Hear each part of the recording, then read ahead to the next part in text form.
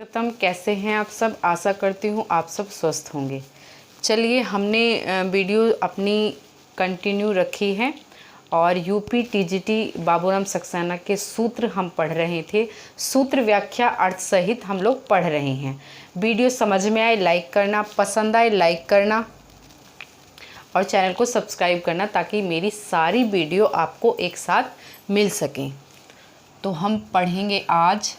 अभी तक हमने इत संज्ञक सूत्र पढ़े हैं। इत संज्ञा करने वाले सारे सूत्रों का अध्ययन हम इससे पहले वाली वीडियो में कर चुके हैं।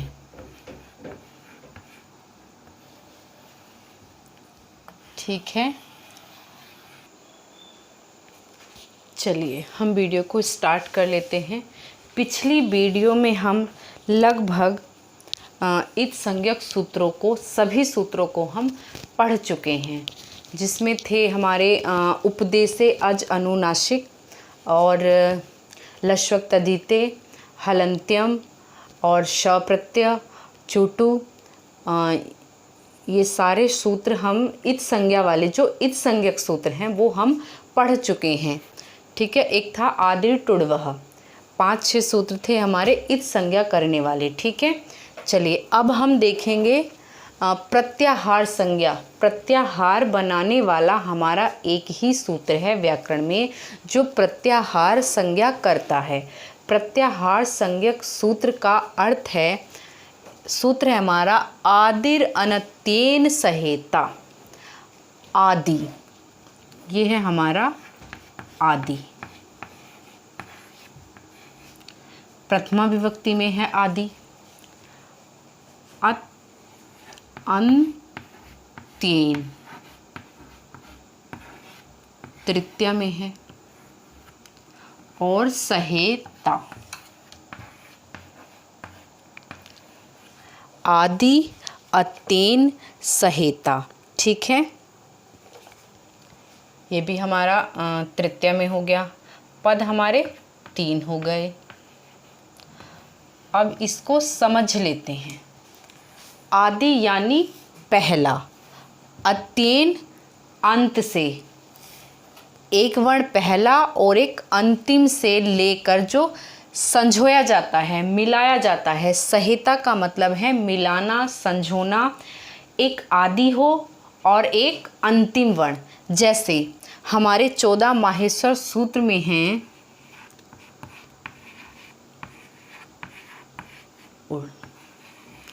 पहला जो सूत्र है जिसमें सभी स्वर, सभी नहीं, जिसमें स्वर आते हैं, मूल स्वर, ह्रस्व स्वर। ठीक है, तो अयुड़ है हमारा। अयुड़ में अ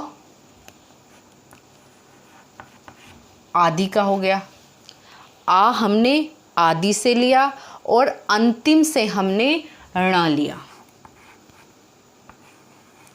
प्रत्याहार कौन सा बना? अण। अण प्रत्याहार। पहला यानी आदि का वर्ण और ण हमारा अंतिम का वर्ण, सहेता। अब जब हमने अण बोला तो इस अण से बीच के जितने ये स्वर हैं अ, ई, उण, इनको हमने अपना आप सहे लिया, अपना आप मिला लिया। ये इन सभी वर्णों का बोधक है। मतलब इन सभी को ये बताता है कि अण जो हमारा एक प्रत्याहार बना है वो कैसे बना है। आदि वर्ण लिया और अंतिम वर्ण लिया, ये दोनों वर्ण लिए और इस जब हम खाली अण बोलेंगे तो हमारे अ, ई, उ, इन तीनों वर्णों का ज्ञान हमें अपने आप से हो जाएगा। इसी का मतलब है आदि अत्येन सहेता। इसने अपने आप से इन वर्णों को संजो लिया या सहे लिया, या सहित, इन वर्णों सहित अण प्रत्याहार को हमने पढ़ा। ठीक है, समझ आया। आदिरत्येन सहेता प्रत्याहार संज्ञा सूत्र। कैसा सूत्र है? प्रत्याहार संज्ञा सूत्र है। आदि का यानी पहला वर्ण, अत्येन लास्ट से अंतिम वर्ण लेंगे और हम अपने प्रत्याहार का निर्माण करेंगे।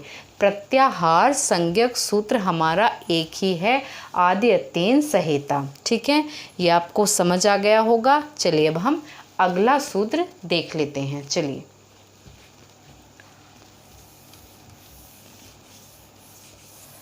अगला सूत्र पढ़ते हैं हम, नदी संज्ञा करने वाले सूत्र। ठीक है,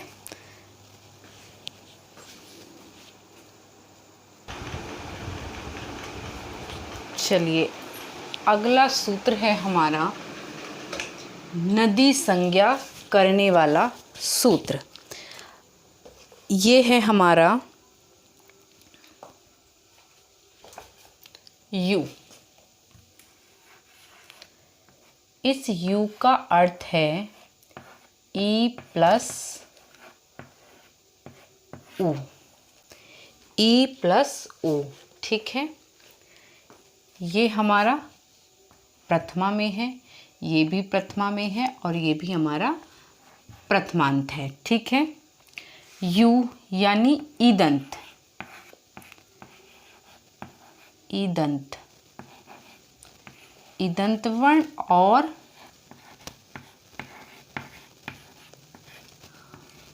ऊदंत,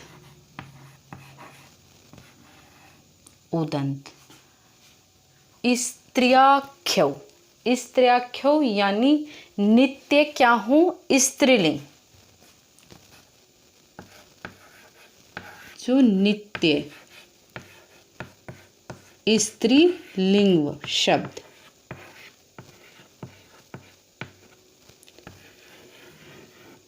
कैसे शब्द, नित्य स्त्रीलिंग शब्द।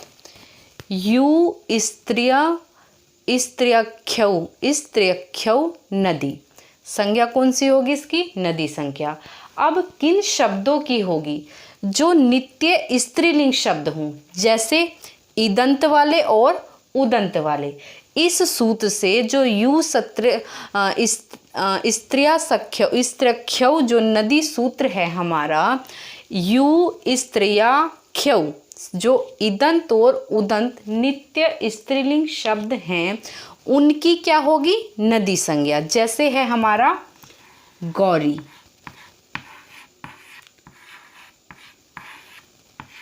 किससे अंत हो रहा है इसका, बड़ी ई से, इसी से हो रहा है, तो ये कैसा है, ईदंत, ईदंत। और दूसरा शब्द जैसे बधू, कैसा है ये, ऊदंत। इसका अंत किससे हुआ है, ऊ से, दीर्घ ऊ से, तो इसे क्या बोलेंगे, ऊदंत। ये हुआ हमारा उदंत। जब हम इन शब्दों के समास करते हैं तो समास में कहा जाता है कि नदी संज्ञक को पहले रखिए, या ये नदी इसकी नदी संज्ञा होगी तो इन वर्णों की किस सूत्र से होगी, यू स्त्र्याख्यौ नदी।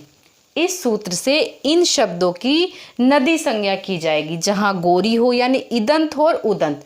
जरूरी नहीं है कि यही नाम हो, गोरी हो बधू हो, नहीं, उदंत वाला कोई भी शब्द जो, लेकिन शर्त क्या है, नित्य स्त्रीलिंग हो, वो शब्द, वो नाम, वो संज्ञा क्या हो, नित्य स्त्रीलिंग हो।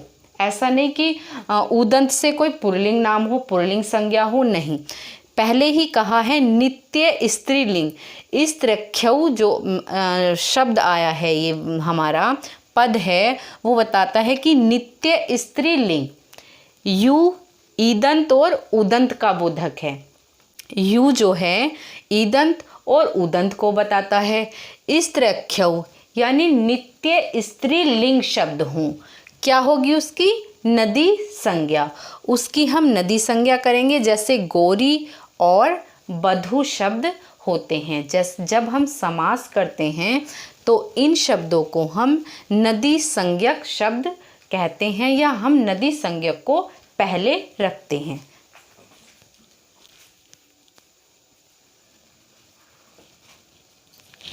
अगला सूत्र है हमारा नदी संज्ञा करने वाला, ये वार्तिक है जो नदी संज्ञा करता है। जैसे प्रथम लिंग ग्रहणांश वार्तिक, सूत्र है वार्तिक है हमारा प्रथम अलिंग ग्रहणांश वार्तिक।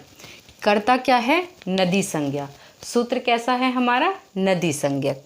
जैसे पहले का जो शब्द पहले स्त्रीलिंग था और बाद में आकर गौण हुआ हो, जब हम उसकी नदी संज्ञा करेंगे तो पहले स्त्रीलिंग के आधार पर ही हम उसकी नदी संज्ञा करेंगे। जैसे समास में होता है, समझिए यहाँ बहवय श्रेयो यस्यो यस्य स, शब्द मूल जो पद बना हमारा बना बहुश्रेयसी। ये स्त्रीलिंग जो पहले था उसी के आधार पर हमने उसका समास किया, और नदी संज्ञा के आधार पर जो स्त्रीलिंग था उसी का हमने स्त्रीलिंग के आधार पर मूल समस्त पद बनाया बहुश्रेयसी। बहुश्रेयसी ये वार्तिक है। जो पहले तो स्त्रीलिंग थे किंतु विग्रह करने के बाद या समास पद बनाने के बाद वो गौण हो जाते हैं, जैसे यहाँ गौण हुआ। लेकिन जब हम उसका समास करेंगे तो उसका हम स्त्रीलिंग का यानी पहले के आधार पर, पहले वो शब्द स्त्रीलिंग था उसी के आधार पर हम उसका जो लिंग निश्चित करेंगे, निर्धारित करेंगे, वो पहले के आधार पर ही हम उसकी नदी संज्ञा करेंगे। नदी संज्ञा करने वाला ये एक वार्तिक है, प्रथम अलिंग ग्रहणांश वार्तिक। वार्तिककार कौन है हमारे? वार्तिककार हैं कात्यायन। कात्यायन मुनि ने जो पाणिनि ने छोड़ दिया, जो पाणिनि के द्वारा कहने से छूट गया, उनको कात्यायन ने वार्तिक के द्वारा कहा। नदी संज्ञा इसकी इसलिए हुई, कुछ समासिक पद जो हमारे यहाँ व्याकरण में कुछ समासिक पद बनते हैं वो पहले के स्त्रीलिंग के आधार पर ही हमने उनको बनाया। जो कुछ ही शब्द रह गए थे, जैसे पहले के हमारे शब्द मैंने आपको बताया बधू और गौरी। बधू और गौरी हमारे इकारांत और उकारांत शब्द थे, इदंत और उदंत थे। उनकी हमने क्या की? नदी संज्ञा।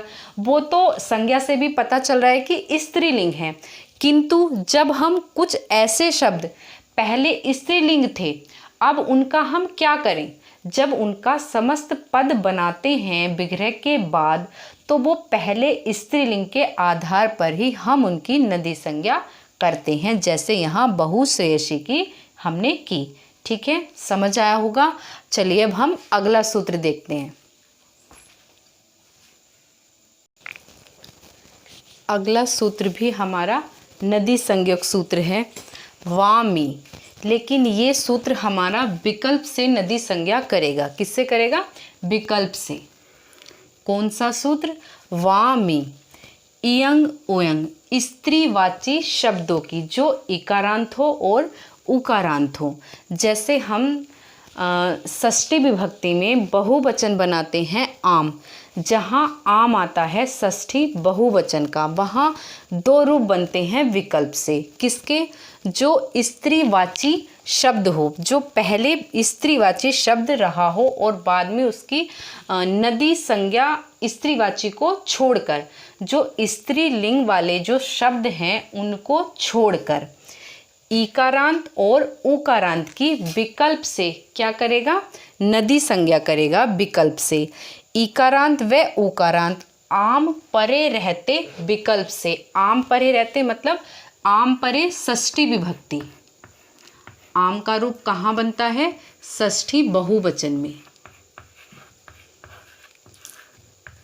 षष्ठी बहुवचन में हमारा आम रूप बनता है, जैसे श्रीयाम और श्रीणाम। श्रीयाम व श्रीयाम दो रूप बनते हैं हमारे आम परे रहते, किंतु स्त्रीवाची जो शब्द होंगे उनको छोड़कर स्त्रीवाची शब्द।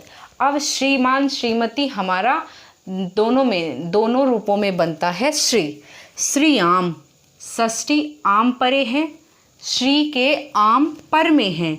श्रीणाम विकल्प से, हमने पहले ही कहा कि ये नदी संज्ञा हमारी विकल्प से बनाएगी, दो रूप बनाएगी। किसके आम रहते? परे रहते, आम के परे रहते। वामी जो सूत्र है वो हमारे दो पद बनाता है। वामी सूत्र नदी संज्ञा में विकल्प से दो रूप बनाए उसने, श्रीयाम और श्रीणाम। श्रीयाम और श्रीणाम कहीं और नहीं बनाएगा। ये सूत्र केवल आम पर में है तब बनाएगा, यानी षष्ठी विभक्ति बहुवचन में। वामी सूत्र हमारा नदी संज्ञा सूत्र है और ये वैकल्पिक रूप तैयार करता है किसका?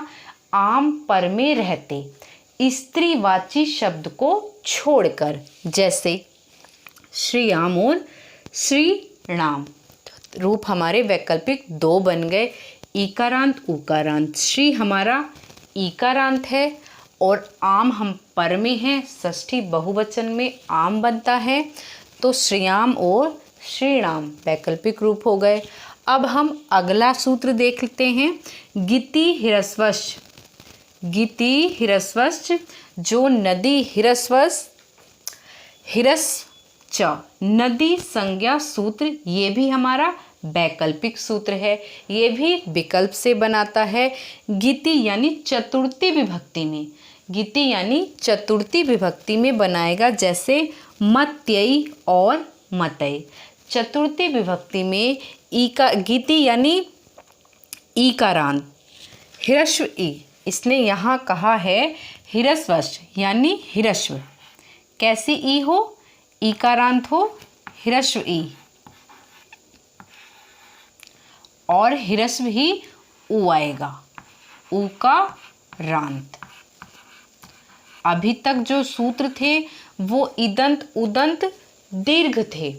अब गिति जो हमारा सूत्र में ही लिखा है हिरस्व, हिरस्वश्च, हिरस्व च, यानी हिरस्व की ईकारांत और उकारांत, यानी ईदंत और उदंत कैसा हो? ईकारांत यानी हिरस्व हो।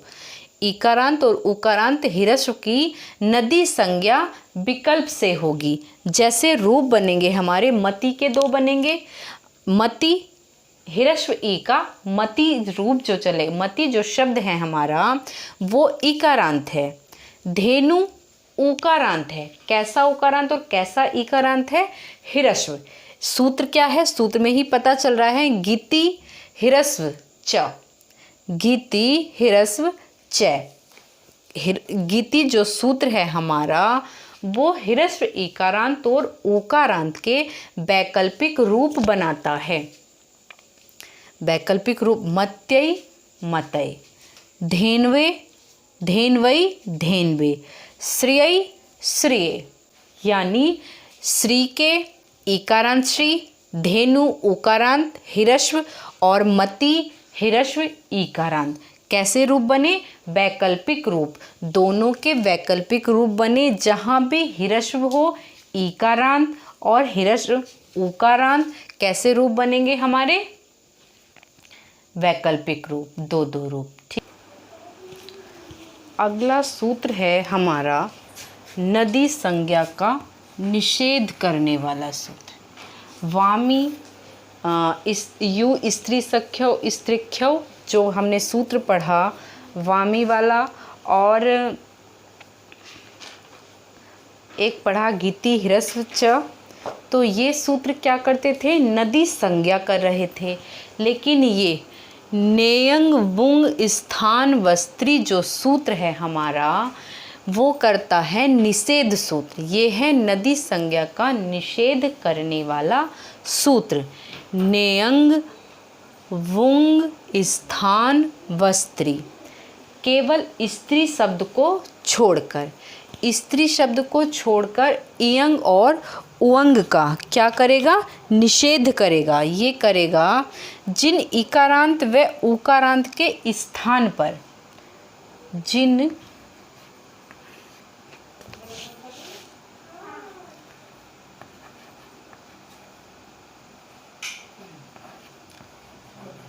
इकारांत,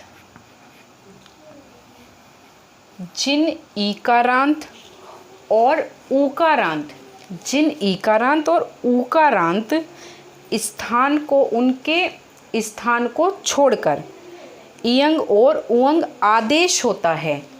जिन इकारांत और उकारांत, उकारांत, इकारांत उकारांत के स्थान को क्रमशः इयंग और उअंग आदेश होता है, उनको छोड़कर उन स्त्रीवाची पदों की क्या नहीं होगी, नदी संज्ञा नहीं होगी। क्यों? ये क्या करता है, निषेध करता है। केवल स्त्री शब्द को छोड़ेंगे हम। जिन इकारांत और उकारांत के स्थान पर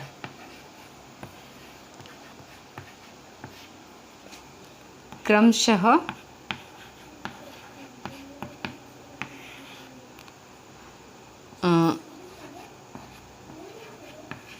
इयंग व उअंग आदेश होता है, आदेश होता है। जैसे हे भ्रू, जैसे हे भ्रू और हे श्री, हे श्री। यहाँ क्या छोड़ेंगे, केवल और केवल स्त्री शब्द, स्त्री शब्द को छोड़कर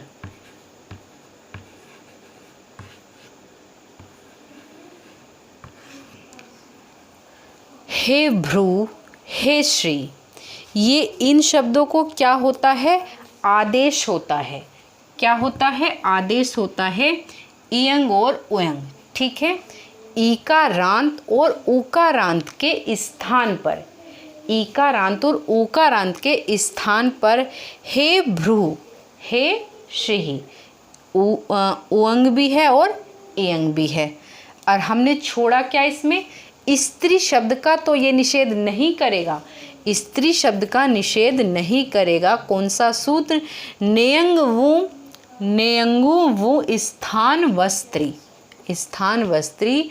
ये सूत्र क्या करता है, नेयंगवु, नेयंग यानी निषेध। किसका निषेध, नदी संज्ञा का निषेध। किन शब्दों के आने पर, जो उकारांत, इकारांत उकारांत के स्थान पर आदेश होते हैं, जो आदेश होते हैं उन शब्दों का क्या करेगा, निषेध करेगा। जैसे हे भ्रू, हे श्री। और छोड़ेगा क्या, किसका नहीं करेगा, स्त्री शब्द को, स्त्री शब्द को छोड़कर। नेयंग वुंग, नेयंग ऊ वंग स्थान वस्त्री, जो हमारा नदी संज्ञक सूत्र है वो हमारा निषेध संज्ञा सूत्र है। वो क्या करता है, निषेध करता है।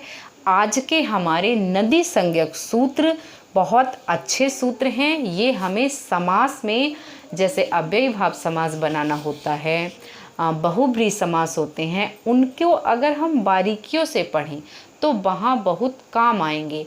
ये अकेले तो नहीं पूछे जाते, लेकिन जब हम पद बनाते हैं, पद को कौन सा पद नदी संज्ञक है, कौन सा पद नदी संज्ञक नहीं है, किसको पहले रखेंगे, किसको बाद में रखेंगे, किसका लिंग परिवर्तन करेंगे, किसका लिंग परिवर्तित होता है, किसका नहीं होता है, किसके शब्द रूप में वैकल्पिक रूप बनता है, किसके शब्दों में एक ही रूप बनता है। आज के जो हमारे नदी संज्ञक सूत्र हैं वो अकेले पूछने लायक तो नहीं हैं, लेकिन ये कम से कम शब्द रूपों में हमारी बहुत ज़्यादा हेल्प करते हैं, पद को पहचानने में बहुत ज़्यादा हेल्प करते हैं। इनको समझना, याद करना एक व्याकरण को विस्तृत रूप देता है, मतलब हमें व्याकरण की बारीकियों को समझ आता है। जैसे निषेध सूत्र आपने शायद ये ना पढ़ा हो, कुछ बच्चों ने ना पढ़ा हो, ना जाना हो, अब ये जाने रहिए कि कौन सा सूत्र निषेध करने वाला है और कौन सा सूत्र नदी संज्ञा के वैकल्पिक रूप बनाता है और कौन सा नदी संज्ञा करता है।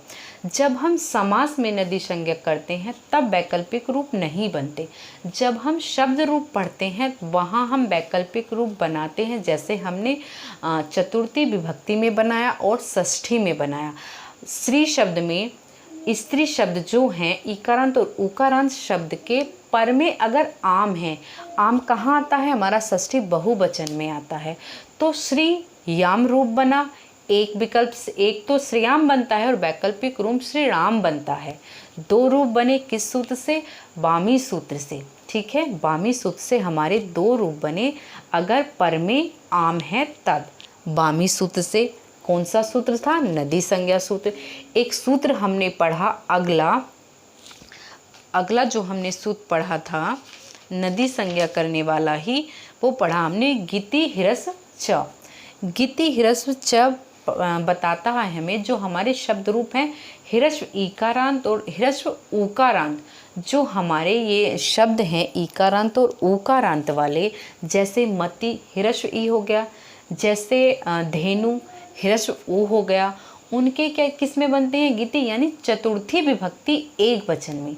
चतुर्थी एक विभक्ति एक वचन में मत्यई बना और मतये बना।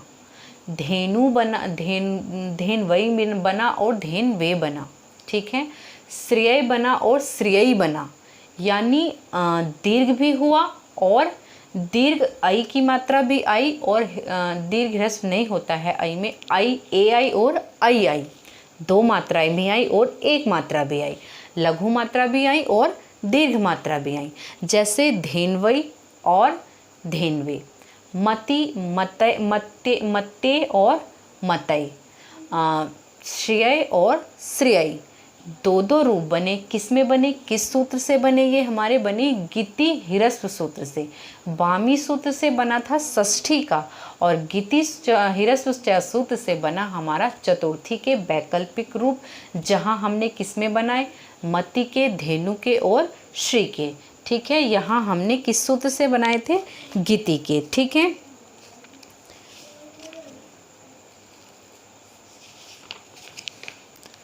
मत्यई मतय, मत्यई और मतय बना था। धेनवई और धेनवे बना था। श्रेयई और श्रेयई बना था, श्रेयई और श्रेय।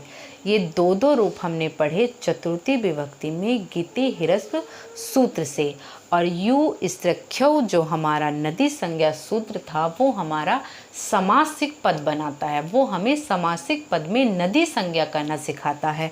तो आज के हमारे 4 से 5 नदी संज्ञक सूत्र हो गए और एक आदिरेन संहिता प्रत्याहार निर्माण करने वाला सूत्र हमने पढ़ा। इस वीडियो को 1 से 2 बार देखिए, आपको अच्छे से समझ आ जाएगी। थोड़ा धीरे से देखिए, समझिए, वीडियो को रोककर पढ़िए। अगर आपने ये सूत्र भी आज के 4 से 5 सूत्र आपने पढ़ लिए, समझ लिए, तो कहीं भी 1 या 2 नंबर गलत होने से आपके बच जाएंगे।